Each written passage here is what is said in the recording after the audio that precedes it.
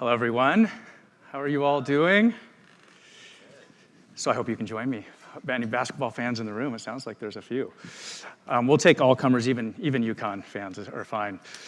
So at our table discussion last night, we started with what's the one thing each of us wants to get out of the conference. We went around, and the two clear themes, one was we want to learn from each other, and the second was to build relationships that go beyond this event.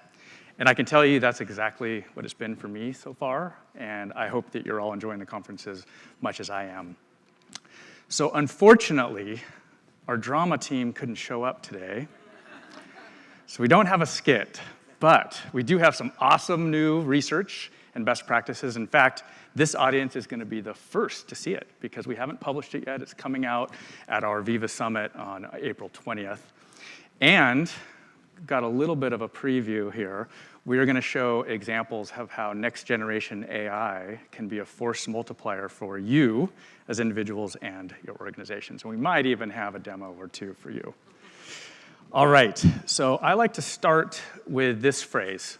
And it's a phrase that our CEO, Satya Nadella, our Chief People Officer, Kathleen Hogan, use all the time.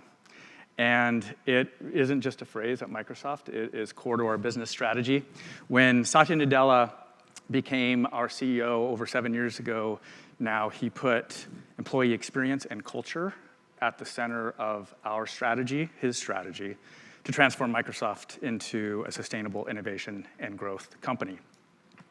And it's at the center of everything we do. But Microsoft's not alone. As we've talked about here, the pendulum swung over the last 3 years towards more employee wellness and support, employee experience, driven by a couple of mega trends, the Great Resignation and the hybrid paradox, where people both want more flexibility and they want more in-person collaboration. Boy, how do we make a great experience in both of those cases? But now the pendulum is swinging back as executives face economic strain. They want to find more efficiency, and they want to restore employee accountability, as the group last night in the keynote so eloquently showed. According to our research, 87% of employees say, I'm productive in remote and hybrid work, but only 12% of leaders say they have confidence that their people are productive. And meanwhile, 48% of people say they're burnt out. And from our telemetry data in the Microsoft Cloud, people are working more than ever, sending more emails, participating in more meetings, collaborating on more documents. We all feel it. We refer to this as productivity paranoia. Meanwhile, we already have the next wave of sea change coming. Next generation AI is going to change the way everyone works. It's going to change how organizations operate. This tension is playing out in the press, in boardrooms across the globe, and in our sessions and conversations over the last couple of days.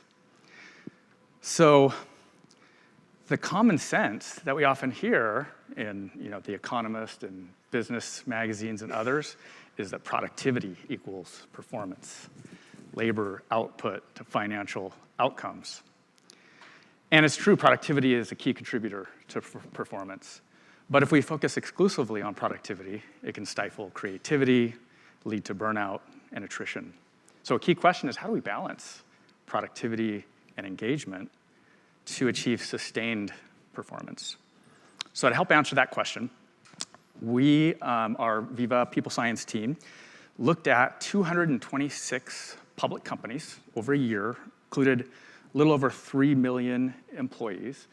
And what we looked at is the correlation between employee engagement and high-performing organizations, financial performance. And what we found is striking. The companies with the highest engaged employees were twice as financially performant as the low engagement companies. Twice as financially performant. And this is a year last year. Stock market didn't do too well. It was a tough year for the stock market. But if you see these companies with the highly engaged employees, they were both more resilient, as measured by firm value, and more high performing. So in a minute, we'll get into more of the learnings of the research about what to do and how to do that. But a key top-level insight is that engagement and productivity aren't two opposing forces that need to be balanced. They're actually both critical to performance, and leaders with the right tools, data, insights can actually improve both sides of the equation. And they mutually reinforce each other. So happy employees are more productive. People who are more productive doing meaningful work are even more happy, which creates a virtuous cycle. So let's start with the left side of the equation. Let's talk about engagement. And what did we learn from the research about how to create engaging and empowered and connected organizations? So to help me with that, I would like to invite up Angela Byers. Angela is a senior director. Yeah, give her a hand. Senior director at Microsoft and our employee experience, one of our employee experience experts and a good friend of mine. Welcome, Angela. Thanks, Seth. Will you please share a little bit about what we learned? Yeah, well, let's dive right into our engagement research. We saw 3 key learnings. First, these highly engaged organizations create clarity. Flexible work gave us hybrid work gave us a lot of flexibility in when and where we work, but it's also really decreased the visibility across teams and organizations. So that led to what you call productivity paranoia earlier. Without those in-person interactions, leaders just find it a little difficult to see what work is happening. And employees sometimes are often left feeling a bit rudderless. And so we found that leaders who invest in creating clarity around goals, communicate those priorities, and really nurture confidence, create highly engaged organizations. Well, let me take an example of Lego. Lego leadership uses goal-setting tools such as objective and key results to align everyone's work around company priorities. See, this really clear hierarchy of objectives, key results, and projects makes it really clear for what the teams and organization goals are at every level, so everyone can row toward the same direction at that collective goal that Lego wants to go after. That those OKRs really set context for every team member to think about how to prioritize their work. Something else their leadership team does too is, in addition to creating those very clear goals, they spend time really reiterating and driving clarity so everyone in the organization knows. How do they do that? Through digital communities and communication tools. So that way, they can engage with employees, they can have two-way dialogues, leaders can share what's top of mind, get insights and feedback, and recognize the impact that results. Okay, so the first one, create clarity through priority, strategy, goals, and effective communications. What was the second learning? Well, the second learning, I'll be preaching to the choir, very similar to what McKinsey found earlier this morning, is that organizations need to invest in upskilling their employees. Goes without saying, employees today expect a lot more than just a simple exchange of services for money. They expect even more than flexibility on top of that. They expect employers to develop their skill sets, to protect their employability, and nurture their development. And we see this in the data. When we compare high-engaged companies with low-engaged ones, in the high-engaged organizations, a significantly higher percentage of employees say they feel supported by their organization. They feel that they have resources to succeed in their job, and that they feel like they have the opportunities to learn and grow. And so organizations that equip their workforce with the right skills, resources, and support set them up for success. So let me tell you an example. Well, actually, another interesting data point that we found shocking is that 55% of employees say that the best way to build their skills and have opportunities is to leave. That's just not right. Yeah. Yeah, that is the opposite of our retention strategy. Just makes what we're talking about all the more important. So one customer we have, Grundfos, a leading global manufacturer, recently set out on a mission to upskill the entire organization. There are around 50 countries across the globe. Their company priority is their people, and they want to give every single one of their 20,000 employees access to learning and development opportunities and really build that culture of learning across all of those employees. So something they did is they invested in Microsoft Viva. They used Viva Learning to streamline all the critical learning resources, so they're all in a single place. And they embedded social learning into where people are working, like Microsoft Teams. And even though that seems like a small thing, but it makes a big difference to make learning in the flow of work. So it just becomes part of everyday's work. So learning actually happens. So I'll just leave with a couple more kind of key actions for this audience from our research. Organizations can really support employee upskilling and reduce turnover by making learning and growth a core part of the employee experience. Bring the right resources, learning experiences right into the flow of work to close that skills gap. Another thing is to recognize that a lot of times employees want opportunities, not just for promotions, but also to broaden their skill sets. So that makes internal mobility a really important priority. Help everyone see that, frankly, career trajectory looks more like a jungle gym than a straight up and down ladder. And the third goes without saying, shifting the mindset to create this internal talent marketplace so everyone can grow their skills, build their careers, and find purpose and meaning while also helping their organization succeed. Skills has been a hot topic the last couple of days. Just about all the conversations. People are grappling with how to grow skills, how to manage skills, how to use skills for things like mobility and talent marketplaces. That was one of my key takeaways at the conference so far. Yeah, absolutely. Okay, what's the third? All right, last but not least. Our third finding was that high-performing organizations use data to continuously improve employee engagement by creating what we call the feedback flywheel. Change is constant, and I think it's only going to get faster from here. And so operating on a flywheel where organizations can measure, understand, and act on data-driven insights really helps leaders adapt to those changes continuously, while at the same time, building highly engaged employees who feel heard and that their input matters. What does this look like in practice? So let me share the example of PayPal. PayPal is our customer, and they, like many others, use data and insights to keep a pulse on employee engagement and well-being across the company. Besides using regular qualitative surveys to track engagement, satisfaction, intent to stay, and other employee experience indicators, what's really powerful is they combine that sentiment data with the behavioral data to see what really matters. Does workload, work-life balance, meeting habits, employee collaboration, which of those behavioral insights factors really impact the sentiment? So then they can be really specific about what areas to improve in their employee experience.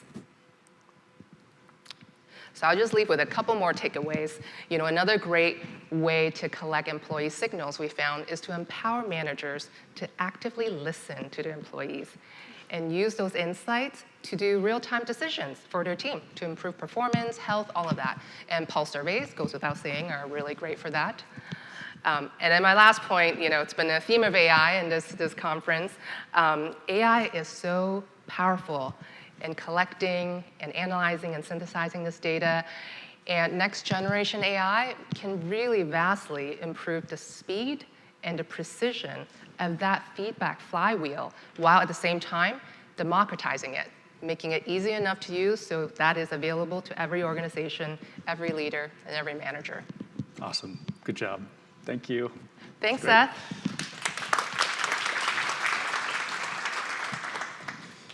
All right. So just to recap, create clarity through priority, strategy, goals, up-level skills, and build a feedback flywheel. That's hard to say. Try saying that 3 times in a row.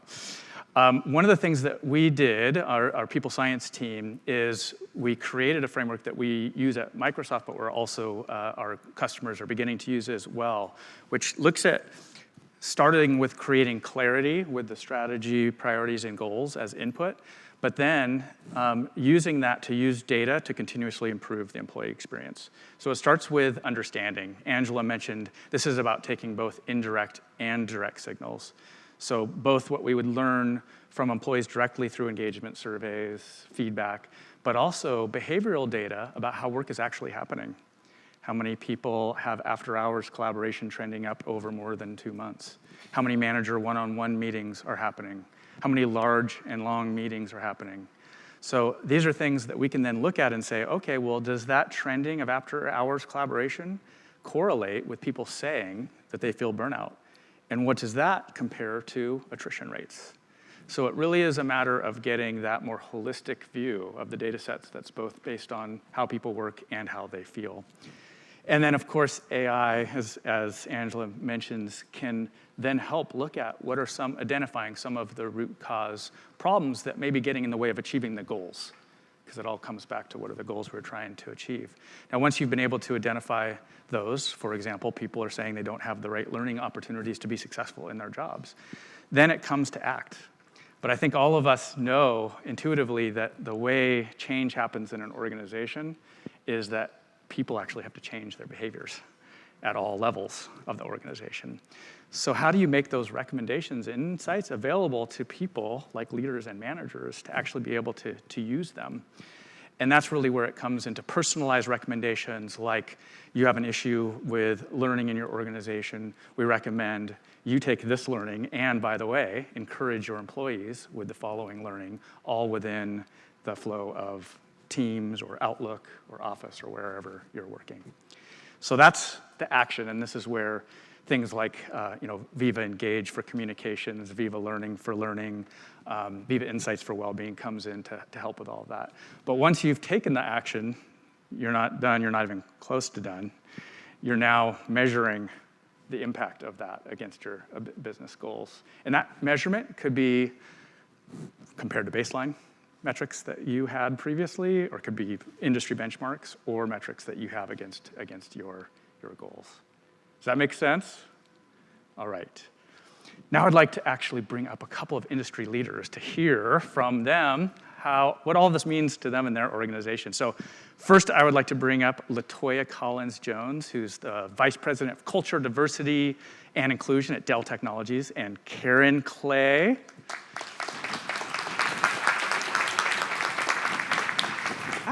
Hey, have a seat. Thank you. And Karen Clay is the VP of Talent Training and Development at Johnson Controls. Welcome, Thank you, Karen. Seth. Thanks so much.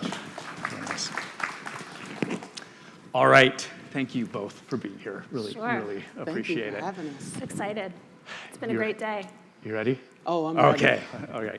So first question, LaToya, is for you. So what do you think of the new performance equation? What does that mean to you and your organization? How would you apply it there? Yeah, so I would say I think it's a perfect combination, right, between engagement and performance, and then productivity and how it all measures together. And I know we were talking earlier about AI, and so when I think about performance and artificial intelligence and how you do that, I use AI every single day, right? It becomes the thing that shortens the gap between where I need to go, how I'm trying to get there, and I'm not spending, I don't know about you, but if you Google something, you're like, oh, what I really needed was on page 4. I don't have to go on page 4, right? I haven't gotten through 50 articles. I'm able to synthesize that and really move faster. So I think for me, it allows me to engage faster. It increases my productivity. And then I think overall, it really does push into that performance lever. So I think a lot of times when we look at the generations, 4 generations across the workforce, depending on where you work, there's 5. I think when you look at we'll say our more seasoned, that's what we say in church, our more seasoned workforce really does focus heavily on productivity. When you look at millennials and Gen Zers, you're looking at more of engagement. And I think this new equation really is like that perfect in between, right? So I feel good and I'm getting my work done, and then everybody is happy at the end of the day. That's awesome. Thank you, LaToya. Absolutely. So I'm going to go to the next question for you, Karen, especially for somebody who's in talent and development and training. We talked about skills and investing in people's development. What are ways that you do that at Johnson Controls? Yeah, well, thanks for the question. I think we're all concerned about that, and it's been a big topic of conversation. One of the great things about having responsibility for talent management and learning in the integrated approach is that we can look at development in a continuum. And so we really do focus on the stats that tell you that employees who feel like they're being developed have a much higher intention to stay, right? And that correlates to engagement and performance, right? We've seen that today, and that we believe that immensely. So what we've done to really approach this over the last several years, it's been a progression, is really partner with our IT folks and our business leaders to look at learning and development and talent, skill-based talent development with some fresh eyes. So it's very collaborative. I will say this is the first time in my career that I'm really working with my IT partners from conception all the way through, instead of I developed something in a skunk works that I piloted it and didn't tell them. It's much more collaborative now because all the technology we have is all integrated, right? And it's a wonderful time to be doing this work. You can tell I'm an optimist, but I do really think that I believe in the principle that Angela shared of learning in the flow of work. That is absolutely the goal.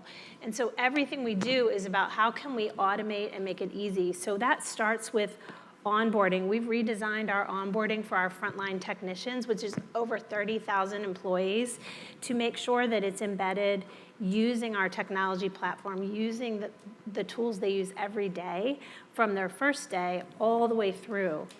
And we're getting ready to pilot some really exciting work around career development that's skills-based. So we took our competency models and our roles, and we did the work to really analyze it and put it into the same learning platform. So employees can go and do career planning, get feedback from managers and peers, and then go right into the learning aspect of it. So the integration, what employees, and I've done focus groups with employees to make sure that we know what they want, right? That we're not assuming what they want. And I think that's really important when you get into skill-based career work, because you can serve up a lot of content. We have megabytes and gigabytes of content, right? That's not the problem. It's delivering the right content for career and skill development at the right time.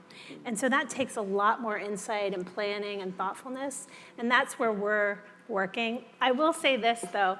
Definitely have an innovator's mindset about this, right? Your first generation of what you put out is not going to be everything, but we're really focusing on taking our rich curriculum and delivering it in a different way. All right, so at Microsoft, we have this term, not dogma, it's about data, right? Yes. So I want to talk a minute about data, but how you use data at Dell to help improve the employee experience. So I will say that there's a couple things. Being that we're a tech company, you can imagine the amount of data we capture.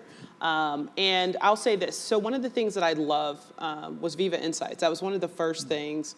I'm an early adopter, probably to the dismay of our TMX team, who literally, I was just telling, I think it was Angela, I was like, hey, I follow Microsoft 365 on YouTube, so I know when the new stuff drops, right? So I'm like, yo, did you see this? It's got this new thing, right? And I use it a lot. It's because of data, right? So when I think about, for me, getting my team on and adopting Viva Insights, and this is not like, I'm not saying this, they're not paying me to be here. I'm literally telling you, this is very true. When we think about balance, when I think about engagement, I think about how are my team members in a hybrid environment. They were in back-to-back-to-back meetings all day. And so it'd be 2 or 3 o'clock, and they're like, I'm catching a late lunch. I'm like, oh, baby, it's dinner. Like, you just might as well get a snack and wait, right? And so, like, at that point, that's a problem. And so getting my team to learn and use the data from their Viva Insights was just one piece of the puzzle. Like, hey, use it to block out your time. I said, did you know that you can have it auto-schedule your lunch? They were like, no, go do that. Did you know it allowed them to see how many emails they send from dinner, how many I don't send, for those of you who all do know, in terms of that, but really helping them to understand how to advocate for hybrid and flexibility. And so when we think about, it's not just about being able to see the data and capture it, it is how do you actually action it so that we can really focus, for me, on the well-being of the team member. Because we talk about burnout, but burnout's very serious. And I think sometimes we throw it out, sometimes a little bit very flippant, like everybody's burned out. Burnout is a problem, and it becomes very impactful to your bottom line. And so it becomes not just something, I'm tired of working, I'm stretched too thin. That is neurological, that is physical, that is mental. It is absolutely not beneficial for people to know if you're if they're burned out. If you're not asking your team members if they're burned out in your employee engagement, ask it. It'll give you a good gauge. We do that. And so that's I would say, one of the ways that we use data. That's helpful. Yeah. Anything to add on data? We're just a little newer in our employee experience journey with pulse surveys, and we're really finding that we've just opened a richness there. And I think the big shift for us is putting data in the hands of frontline managers. Yeah. That is the single biggest step change that we've made this year. And so managers, it used to be responsibility for improving it and setting goals was with the senior executives, your top couple hundred. And now, with the data that we have, managers have a dashboard, they have action plans, they have expectations that they're talking to their team about the feedback they receive on a regular basis. Yep. And hopefully we can help enable them to pay attention so they're reading the signs of burnout instead of having to ask, right? Absolutely. That they're really using it. So yeah, it's a journey. And the manager effectiveness, I think, is something that I heard earlier in the morning session. That's a huge focal point for really getting this right and using the data, putting it in the hands of the people who can affect every day for our employees. 100%. Makes sense. Okay, last question for each of you. Okay. One word of advice for our Culturati community here. You said a one word? Words. Oh, I was stressed for like 3. I started sweating. I was nervous. It's like one word. Oh, that would be God, good too. Seth. Do that if you can later after. I want to hear that. One word advice I would say is play. Play and break things, right? When you think about building culture, when you think about figuring things out, you talked about your first iteration. It's never going to be good. I have my own little LCJ's playground. It's literally called LCJ's Playground in Microsoft Teams. And that's the place where I go and I break things and I see where it can happen. When I'm thinking about productivity, when I'm thinking about processes, I spend Fridays playing. And I encourage my team to do the same. One of the things that we talk is we think about hybrid work, and we think about culture. James Clear says you do not rise to the level of your goals, but you fall to the level of your systems. And so if you don't create a system of play, if you don't create a system of innovation, it's not going to happen. And so I'll leave you with this last little ism. My team calls them LCJ isms, which is when it comes to culture, rent is due every day. You don't get to borrow. You have to build culture every single day. And so rent is due. That's awesome. Mic drop. That's good. Not to repeat you, so I'll give you another piece of advice. I think that what we've found in this work is being principle-based. So when you think about employee experience, when you think about the work that we're trying to do, you heard from the CHROs this morning talking about, there's debate in the boardroom with the executive team when you're trying to do this work. Yeah. And you should expect that. And that's why at the beginning, I think it's really important to have a principle-based approach. So when we started our employee experience journey, we came up, I wrote it down so I could share it with you. Then this was for us, but you should have your own. That our journey around employee experience was about being empathic and actively listening, to adapt our company's strategy to become a more agile organization. That's the goal. And why? Because we can then meet the needs of our employees and our customers. That's a huge statement for Johnson Controls, a legacy industrial company with 100 plants that makes things around the world with 100,000 employees, to say that we care about this to become more agile and meet our employees and customers' needs. And we've had to go back to that statement, as we face decisions and as we iterate and learn along the journey to really stay grounded in that. And that affects everything from, thinking about learning in the flow of work and adopting the right technology, making it easy for employees to do their development and to plan their careers in a very, easy way. And so those principles, I think, are important. They're important for the tech design, but they're also important when you go in the boardroom and there's a debate about, is this really working? Or we have those moments where we have to lean in. And so I think those principles are really important. But thanks for the opportunity to share. Yeah, thank you. And you actually did the one word, play and principles. There it is. We're compliant. Thank you. Thank you. Thank you. Thank you. Karen. Appreciate Wonderful. it. Thanks so much. All right, so we hit on engagement. Let's move to the right side of the equation. So here, we're going to talk about how AI can be a force multiplier to improve productivity. Now, work can be incredibly meaningful and fulfilling, but at times, I think we've all experienced the drudgery of work too, where we're consumed by tasks that zap our time or our creativity or our energy. Tools that should make us more productive sometimes get in the way. So what's needed is not a better way to do the same thing. It's a whole new way of working.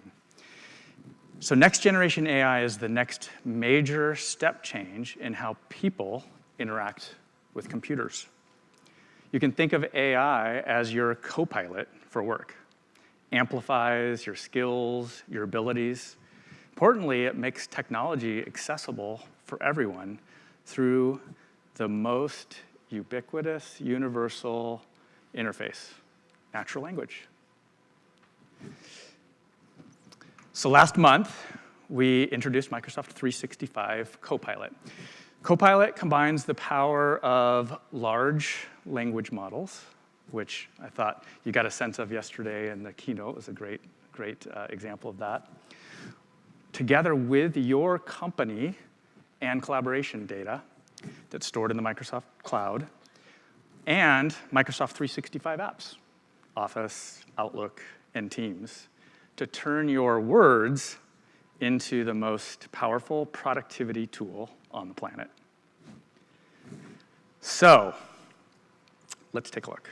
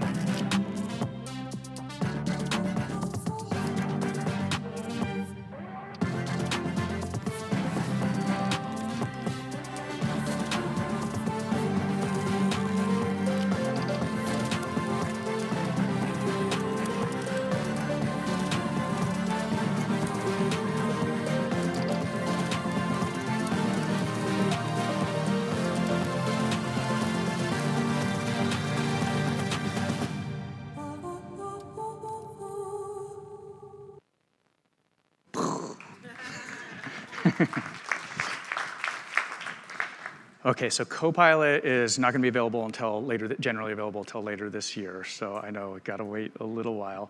But we've been using it at Microsoft in several departments, and it is transforming productivity. Think about just a couple of examples. You saw in the video how we're bringing it to all of the Office apps.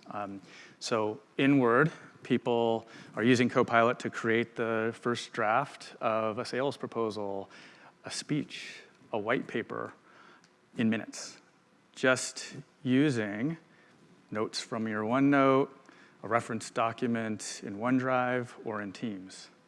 Or in Excel, Copilot is analyzing data, summarizing trends. It'll write macros for you, all just asking for it in chat.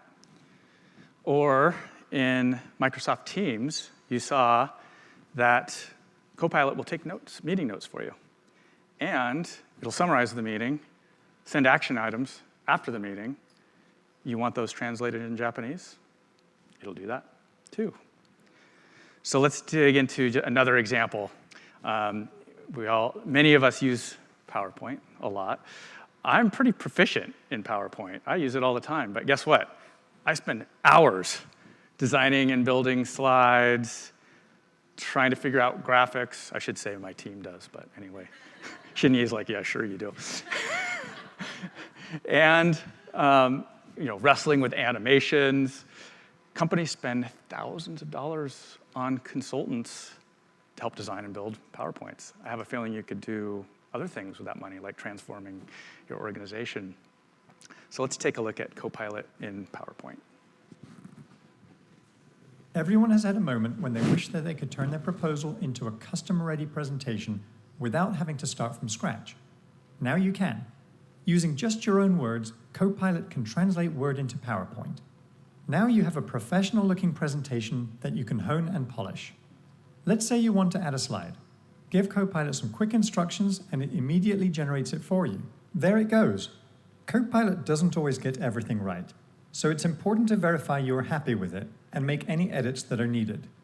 So this slide is too wordy.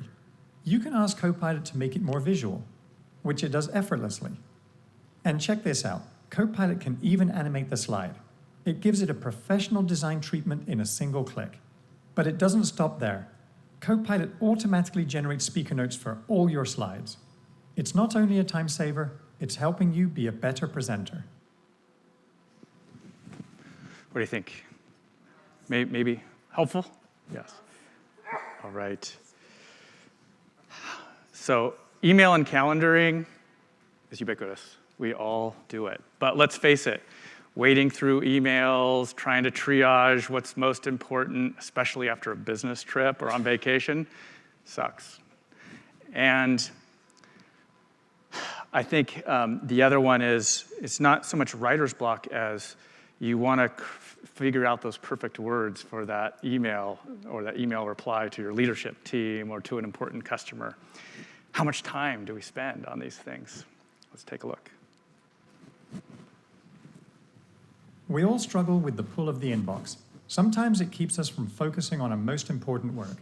But at the same time, you have important emails to respond to. Copilot can help you separate the signal from the noise and give you hours of time back. Copilot can help you triage your inbox, highlighting the most important emails to prioritize. And Copilot also helps you on the go in Outlook Mobile.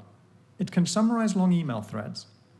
You can draft a reply, use data from an Excel file, and Copilot will generate a reply for you. You can edit it. You can make it more concise, change the writing style, or add more context. Now all that's left to do is review the proposed response and hit send. It's a productivity game changer. Okay, so next generation AI is truly one of the most fundamental innovations over the last 50 years.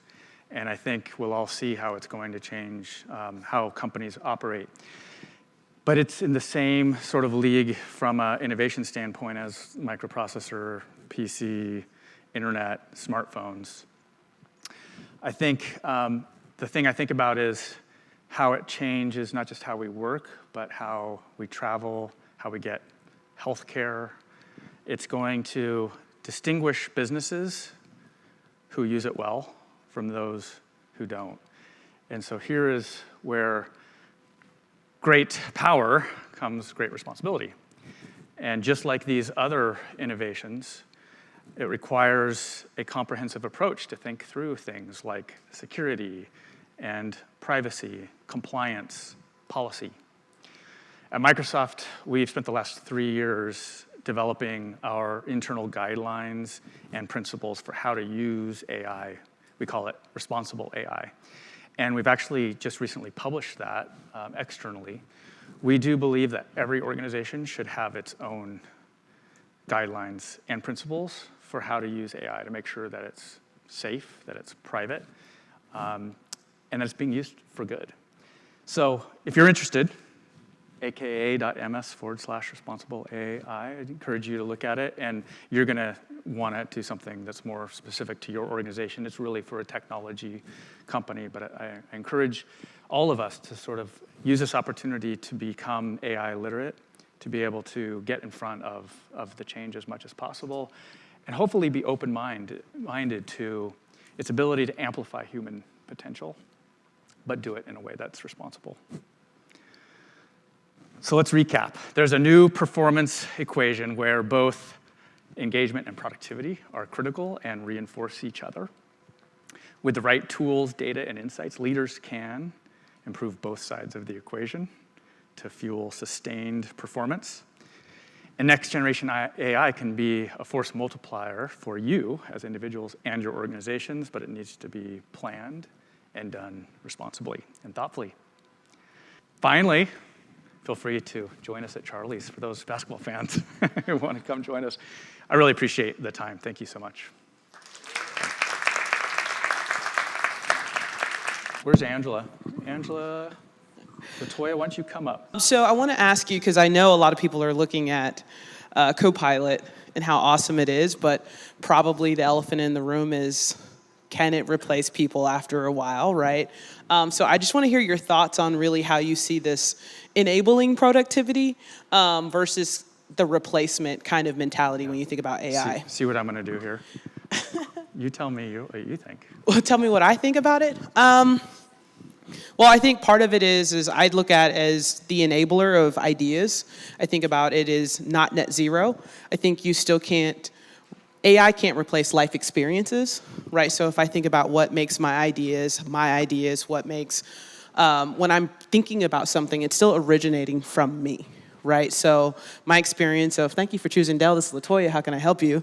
Like, that plays into how I ask the questions and the way that I ask the questions. So I see it more as an enabler than it is a replacement to, or in addition to, because you still have to put it in for it to spit it out. Yeah.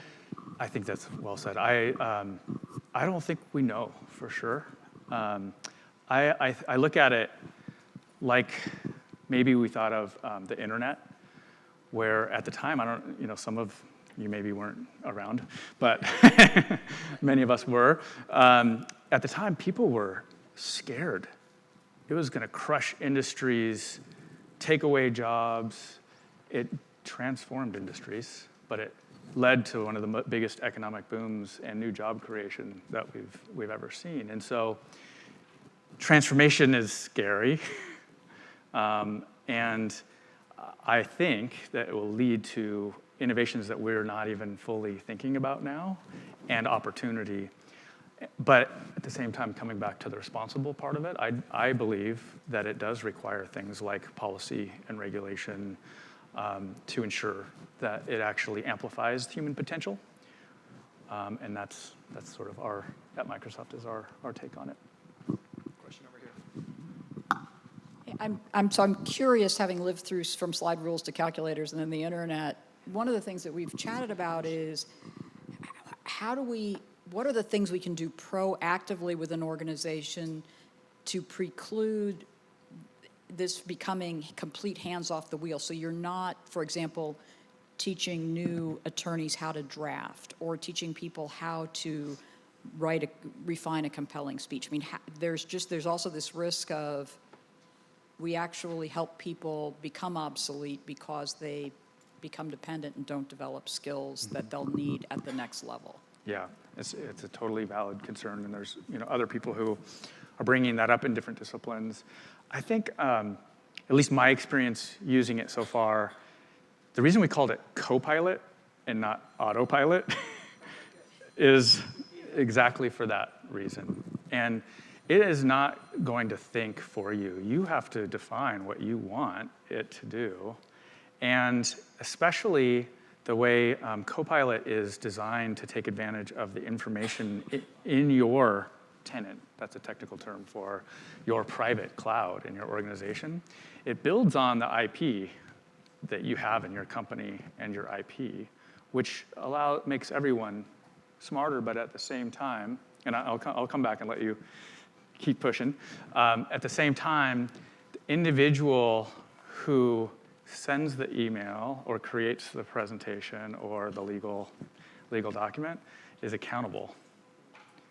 And that means, are you going to verify? Are you going to trust? Are you going to know? Because I guarantee that AI will not be accurate all the time. I would guarantee that. And so it needs to be that first draft to save you time on the menial stuff so that you can focus on the things that are more valuable.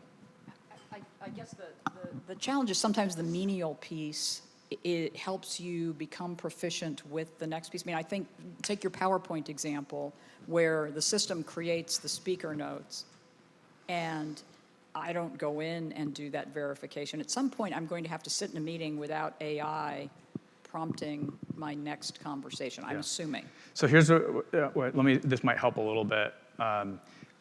It won't create a good PowerPoint unless you have a good outline. You have the right narrative, you have the right purpose and objective, the audience. I want the right tone. You tell it the tone. You tell it how much you want it to be data-based versus emotional. And so you're saying all that. It's just you're not spending time on designing the slides and the graphics and trying to fiddle with the animations. And so I think it doesn't mean what you're saying isn't valid. I'm not trying to say it isn't. That's my experience so far. Can Yeah, I add to that, Seth, real Please. quick?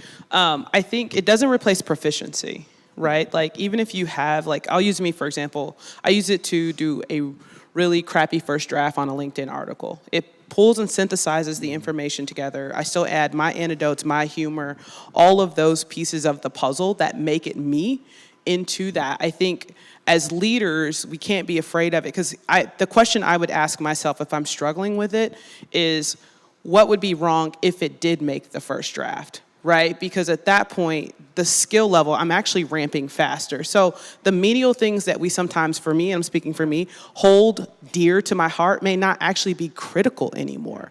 And so you've got to decide what of these jobs, what of these pieces of the puzzle that are critical and valuable. For me, I hate writing speaker notes. And sometimes when I'm doing presentations, they're like, can you put speaker notes in? I'll be like, I don't know. I got other stuff to do. Copy paste. Yeah, copy, it's paste, just copy paste. it's just not my thing because I'm proficient here, right? And so for people who are not neurotypical, who think differently, who work differently, I think that this allows for some of us to really kind of even move and operate in and through work a little bit better. For those of you who haven't met LaToya before, so she's an executive. She has a lot of people working for her, a huge company that she's responsible for culture and D&I on it. But she is the definition of a digital native. She plays in it, she learns it, she helps her people learn it. She's on the forefront of it, which is great to have you on the community. I don't know if my TMX team feels the same. So one of the things I've heard people say that is a little bit helpful is search. If you think about search, it really changed also the way we learn, access information, and it used to be you had to go to school and get it all in the books, and then it was in your head. This you can think of as a next generation of information access and knowledge retrieval, if that helps as well. What else? So I had 2 questions, unfortunately, because that prompted another one. Does it actually get to know you? So once you correct the email and you add the humor and your voice to it, or you correct the speaker notes because you're like, this is boring, let me make it a little funny, will it do better the next time around was my second question, and I'll come back to the first Yeah. one. It's getting better all of the time. So some of you follow GPT 1, 2, 3, 4, but it's not so much about you, it's about the millions of people and information. So it's constant, the model is constantly getting better and learning. But the thing that happens is within your organization. So if you're using it in your company, it's going to get smarter about the information in your company and the data. And it preserves all of the privacy, security, compliance. So you're only going to get access to what you have access to anyway, and the company data. Now, it's in this current generation, it's not focused on sort of learning about you and becoming your personal assistant. My real co-pilot, okay. But you can imagine that that's where it will evolve. Okay. Can I give my co-pilot a name? That sounds like a personal personal question. You can't customize it in the app if that's what you mean, but I don't think that's what you meant. Sure, go for it.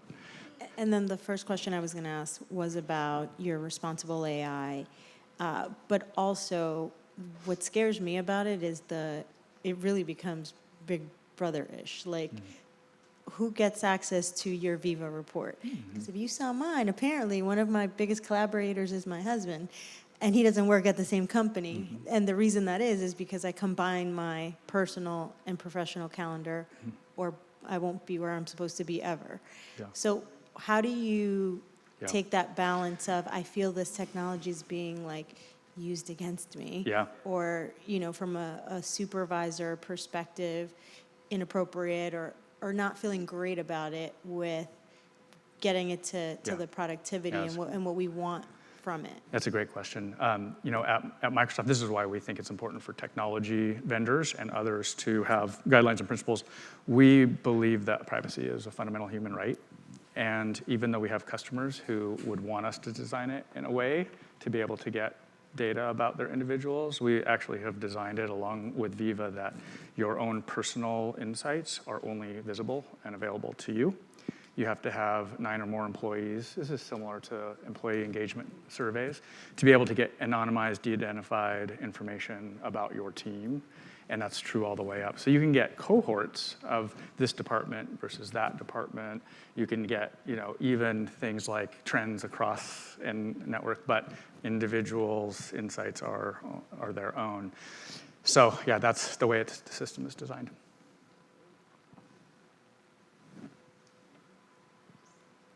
Are we out of time?